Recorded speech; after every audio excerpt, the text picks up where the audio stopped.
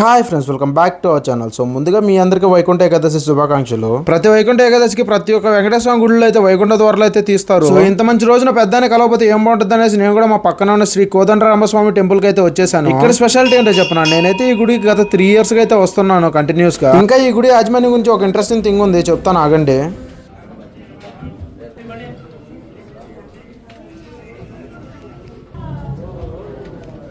So ఈ గుడికి గత 3 years గా వస్తున్నానని చెప్పాను కదా. ఈ 3 years లో ఒక్కొక్క సంవత్సరం ఒక్కొక్క కొత్త థీమ్ తో అయితే ముందుకు వస్తుంటారు వీళ్ళు. ఈ సంవత్సరం ఈ వీడియోలో చూపించినట్లు అష్టలక్ష్మిలతో పాటు దశావతారాలను పెట్టి చాలా బాగా డెకరేట్ చేసి దర్శనానికి అయితే పంపించారు. ఇదే విధంగా లాస్ట్ ఇయర్ అయితే ఏడుకొండలవాడి నివాస క్షేత్రమైన తిరుమలను అయితే అలాగే దింపేశారు. అండ్ ఆల్సో అమ్మవారి డెకరేషన్ కూడా అదిరిపోయింది. లిటరల్లీ నాకు కళ్ళు చెదిరిపోయేలాగా ఉంది ఆ డెకరేషన్ కి. అండ్ దానికి ముందు గణపతి థీమ్ గుడి నిండా గణపతులతోటి నింపేశారు. చాలా అంటే చాలా బాగుంది. అండ్ ఫైనలీ వైకుంఠ ఏకాదశికి ఎంతమంది గుడికి వెళ్ళారో ఎస్ అని కమెంట్ చేయండి. ఇంకొంటా బాయ్ బాయ్.